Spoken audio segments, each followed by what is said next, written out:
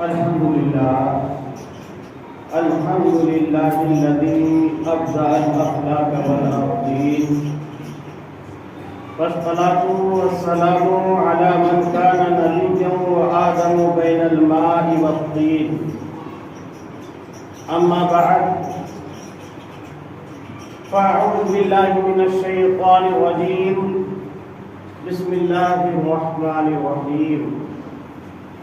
قل إن كنتم تحبون الله فاتبعوني يحببكم الله. صدق الله مولانا العظيم، وبلغنا رسوله النبي الكريم. معزز سامعین و سامعیات، بزرگوں، دوستوں، نونہال بچوں، السلام علیکم ورحمۃ اللہ وبرکاتہ.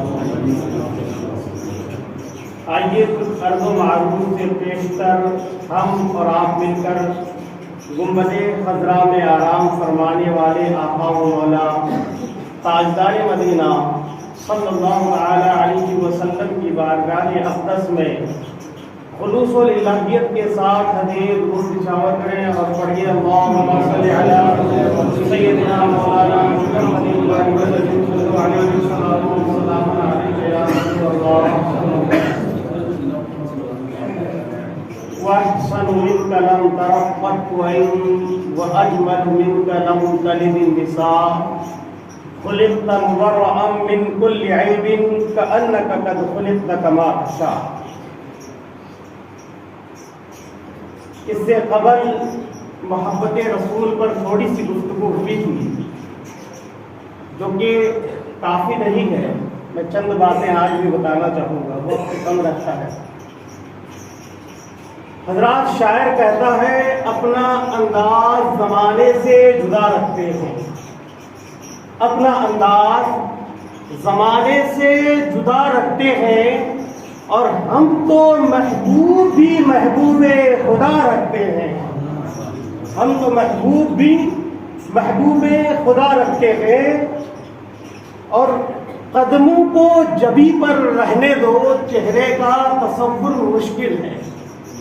یعنی حضور پاک علیہ الصلوۃ والسلام کے قدموں کو اپنی پیشانی پر رہنے دو، چہرے کا تصور مشکل ہے. جب چاند سے بڑھ کر ایڑی ہے تو رخسار کا عالم کیا ہوگا. جب چاند سے بڑھ کر ایڑی ہے تو رخسار کا عالم کیا ہوگا. میں عرض کر رہا تھا کہ محبت کبھی خوبصورتی کی بنیاد پر کی جاتی ہے، کبھی علم اور فضل کی بنیاد پر کی جاتی ہے، کبھی احسان کی بنیاد پر کی جاتی ہے. لیکن میرے مصطفیٰ کا حسن کیسا تھا، میرے مصطفیٰ کتنے حسین و جمیل تھے، اس کا اندازہ آپ نے ایک حدیث پاک بار بار سنی ہوگی، لیکن میں مختصر میں بتا دوں. حضرت جابر رضی اللہ تعالی عنہ نے کہا تھا، ارشاد فرمایا تھا کہ 14ویں کا چاند چمک رہا تھا. میرے مصطفیٰ کریم صلی اللہ تعالی علیہ وسلم لال بھائی دار چادر اوڑے آرام فرما رہے تھے. میں کبھی 14ویں کے چاند کو دیکھتا تھا، کبھی حضور کے رخسار مبارک کو دیکھتا تھا. میں کئی مرتبہ 14ویں کے چاند کو دیکھا، پھر حضور کے رخسار کو دیکھا، لیکن میں فیصلہ نہیں کر پا رہا تھا کہ آخر سب سے زیادہ حسین و جمیل کون ہے.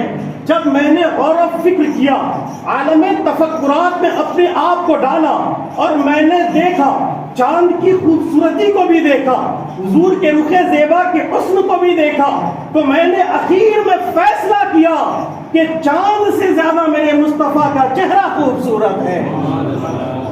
چاند سے تشبیہ دینا یہ بھی کیا انصاف ہے. چاند سے تشبیہ دینا یہ بھی کیا انصاف ہے. ارے چاند میں تو داغ ہے لیکن میرے حضور کا چہرہ صاف ہے. میرے مصطفیٰ کا چہرہ چاند سے زیادہ چمکدار. اور میرے مصطفیٰ کی شان یہ کہ جب میرے مصطفیٰ نکلتے تو دن کھل جاتا تھا، روشنی بڑھ جاتی تھی، روشنی میں تازگی آ جاتی تھی، لوگوں کے چہرے چمکنے لگتے تھے. جس راستے سے میرے مصطفیٰ گزرتے وہ خوشبو سے معطر ہو جاتا تھا. میرے عزیزوں، میرے مصطفیٰ کا حسن، میرے مصطفیٰ کے حسن کے تعلق سے چند باتیں بتاؤں۔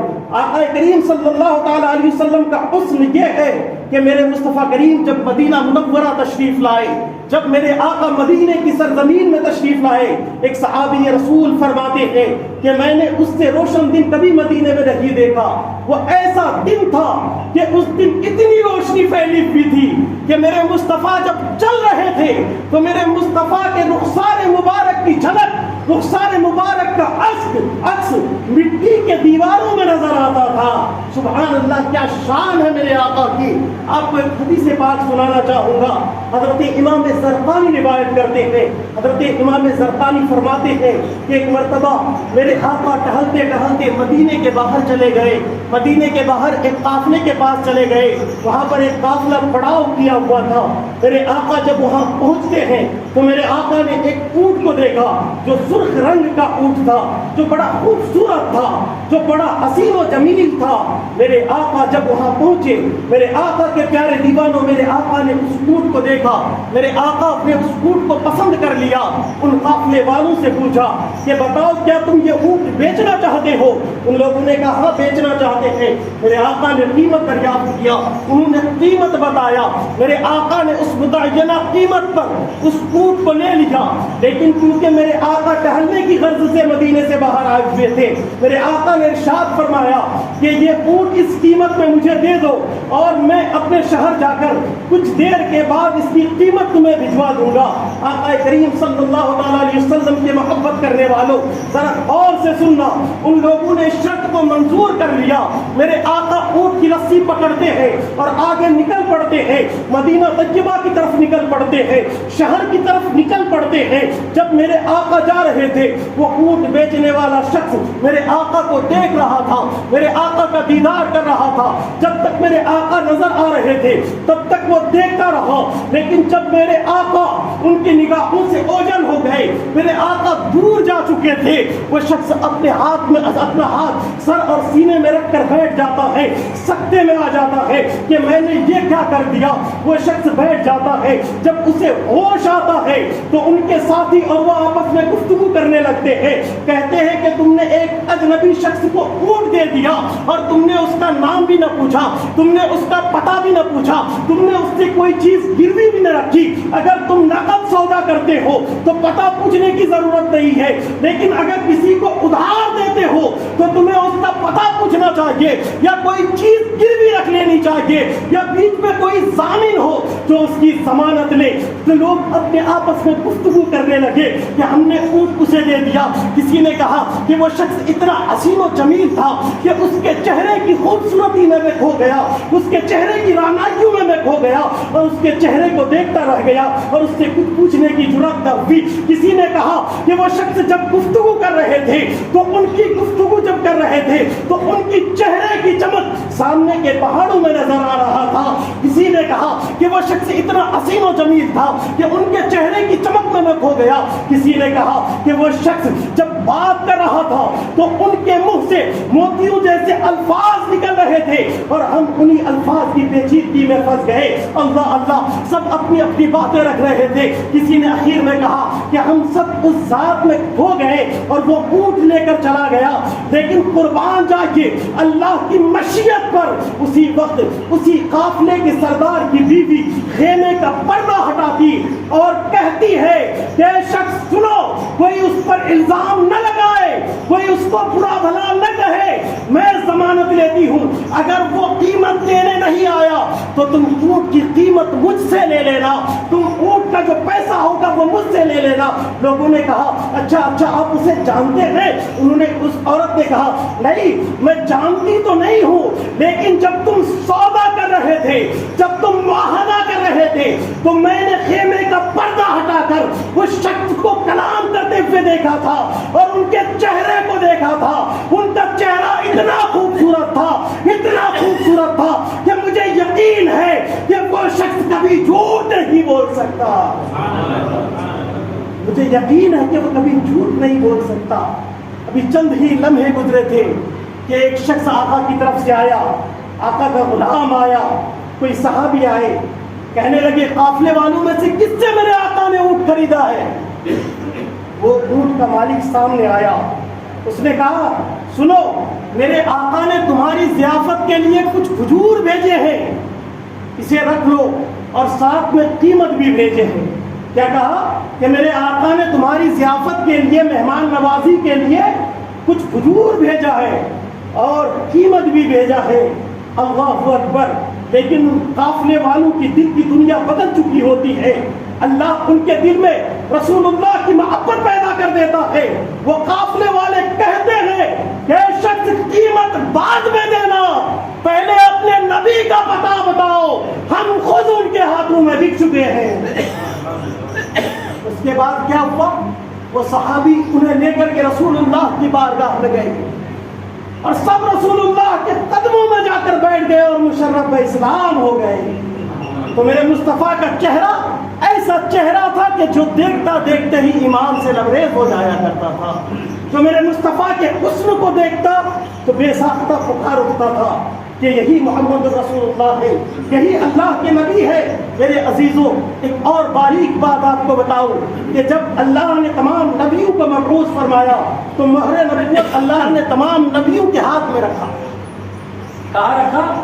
ہاتھ میں رکھا، تاکہ جب وہ کسی سے ملاقات کرے، جب وہ کسی سے مصافحہ کرے تو لوگ پہچان جائے کہ جس سے ہم مل رہے ہیں یہ کوئی عام انسان نہیں ہے بلکہ یہ اللہ کا نبی ہے۔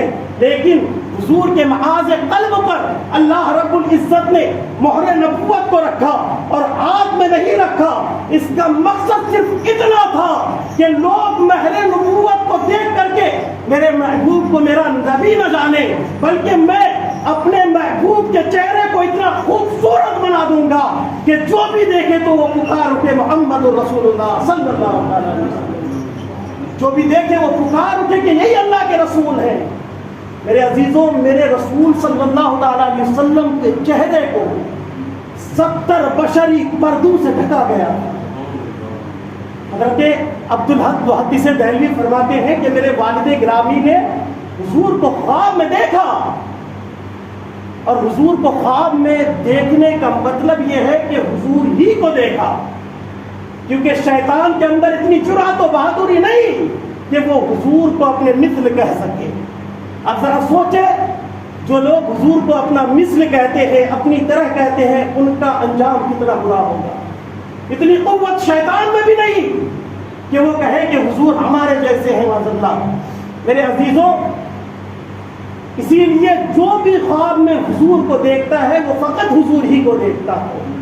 اور دوسری چیز جو بتانا چاہوں گا، ہم اور آپ جب خواب دیکھتے ہیں تو وہ خواب ہوتا ہے، یعنی جب صبح بیدار ہوتے ہیں اس کی کوئی حقیقت ہمیں نظر نہیں آتی ہے۔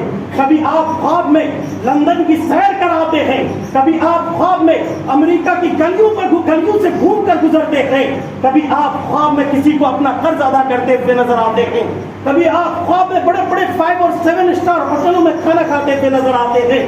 لیکن جب جاگتے ہیں تو اس کی کوئی حقیقت نہیں ہوتی ہے، اس کی کوئی اصلیت نہیں ہوتی ہے، وہ فقط خواب ہوتا ہے۔ جب تک آپ سوئے ہیں تب تک عالم تخیلات میں کھوئے ہیں، تب تک اچھے اچھے خواب دیکھ رہے ہیں، لیکن جب جاگتے ہیں حقیقت کچھ اور ہوتی ہے۔ لیکن میرے مصطفیٰ کا خواب ایسا نہیں تھا۔ اگر میرے مصطفیٰ کسی کو خواب میں عطا کرتے ہیں تو وہ حقیقت میں عطا ہو جاتا ہے۔ اگر پوچھنا ہے تو جاؤ پوچھو حضرت امام بوصیری رحمۃ اللہ تعالی علیہ سے، جب میرے مصطفیٰ نے امام بوصیری کے کندھے پر خواب کی حالت میں چادر ڈالی اور امام بوصیری جب بیدار ہوئے تو انہوں نے دیکھا کہ چادر ان کے کندھے پر رکھی ہوئی ہے۔ سبحان اللہ، یہ میرے مصطفیٰ کی شان ہے۔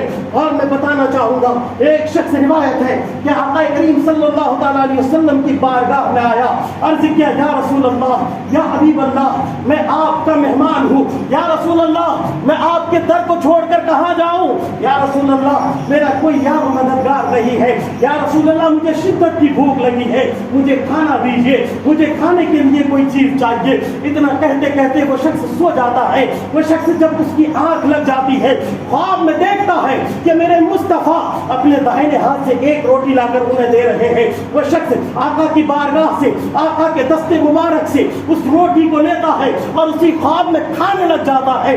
لیکن قربان جاؤ میرے مصطفیٰ کی شان مصطفی پر کہ وہ شخص کھاتے کھاتے اس کی آنکھ کھل جاتی ہے، جب آدھی روٹی کھاتا ہے تو اس کی آنکھ کھل جاتی ہے، اور جب بیدار ہوتا ہے تو دیکھتا ہے کہ باقی کی جو آدھی روٹی تھی وہ اس شخص کے ہاتھ میں موجود ہے۔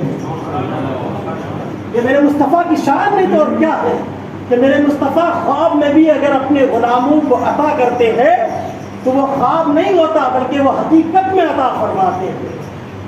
حضرت امام بوصیری کو جب چادر مبارک عنایت فرمائی تو جب بیدار ہوئے انہوں نے اپنے کندھوں پر اس چادر کو پایا۔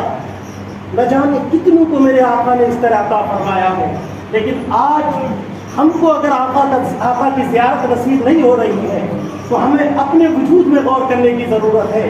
میرے عزیزوں، ایک اور چیز میں اخیر میں بتانا چاہوں گا کہ دنیا میں بڑے بڑے لوگ آئے، بڑے بڑے لوگ چلے گئے، حتیٰ کہ بعض ایسے لوگ آئے۔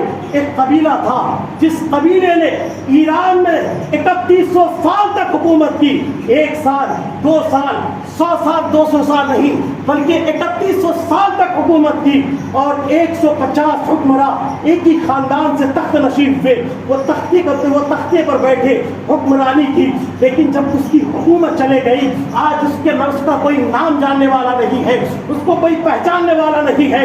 کیا آپ جانتے ہیں اس حکمرانوں کو؟ نہیں جانتے ہیں، وہ تو بہت دور کی بات ہے۔ جب انہوں نے 3100 سال تک حکومت کی اور اس کے بعد ان کے 150 سے زائد بادشاہ تخت نشین ہوئے، آج ان کا کوئی پہچاننے والا نہیں ہے، آج ان کا کوئی وجود نہیں ہے، آج ان کی کوئی تاریخ نہیں ہے۔ آئیے حضور کے زمانے میں، حضور کے زمانے سے پہلے جو آخان وغیرہ تھے، بڑے طاقتور تھے، بڑے بہادر مانے جاتے تھے، آج ان کا بھی نام کوئی نہیں جانتا ہے۔ بتاؤ حضور کے دور میں قیصر کا بادشاہ کون تھا؟ حضور کے دور میں کسریٰ کون تھا؟ اس منصب پر کون فائز تھا؟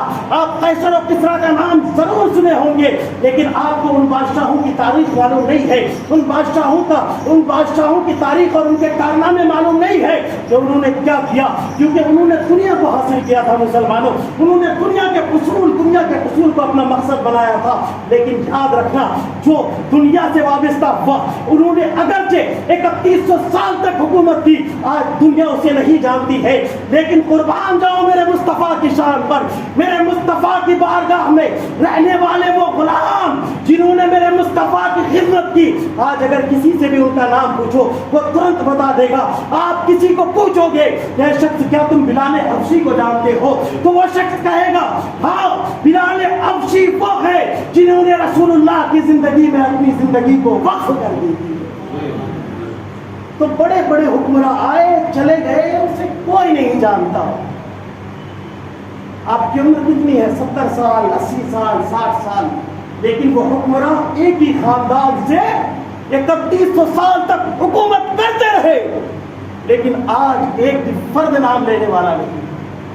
لیکن جب تمہاری زبان سے بلال حبشی کا نام نکلتا ہے تو دل بے ساختہ پکار اٹھتا ہے کہ یہ غلام مصطفیٰ ہے، یہ رسول اللہ کا غلام ہے۔ اور بلال حبشی نے رسول اللہ کے قصیدے پڑھے تھے، ظلم و جبر کی حالت میں، پریشانی کی حالت میں، سزا کی حالت میں انہوں نے رسول اللہ کے دامن کو نہیں چھوڑا تھا۔ اے بلال حبشی، تو نے چکیوں میں آٹا پیس کر بھی رسول اللہ کو فراموش نہیں کیا تھا۔ لیکن آج ہم مسلمان ہیں کہ ہمارے پاس تمام سہولیات موجود ہیں، لیکن ہمارے پاس اللہ اور اس کے رسول کا تذکرہ کرنے کا وقت نہیں ہے، ان کے فرامین پر عمل کرنے کا وقت نہیں ہے۔ میرے عزیزوں، کل بلال نے مصطفیٰ کا قصیدہ پڑھا تھا، اور آج ہم بلال حبشی کا قصیدہ پڑھتے ہیں، اور آنے والی نسلیں اس غلام کو قیامت تک یاد رکھے گی، کوئی فراموش کرنے والا نہیں ہوگا۔ تو جو رسول اللہ سے وابستہ ہو گیا، جو دین سے وابستہ ہو گیا، وہ کبھی تاریخ میں بلایا نہیں جاتا ہے۔ اسی لیے اپنی تاریخ آپ کے ہاتھوں میں ہے، آپ اسے کس طور پر لکھنا چاہتے ہیں؟ کیا آپ ان حکمرانوں کی طرز پر عمل کرنا چاہتے ہیں جنہوں نے 3100 سال تک حکومت کی، کسی نے 800 سال تک حکومت کی، کسی نے 700 سال تک حکومت کی، لیکن آج اس کا ایک بھی نام لیوا نہیں ہے؟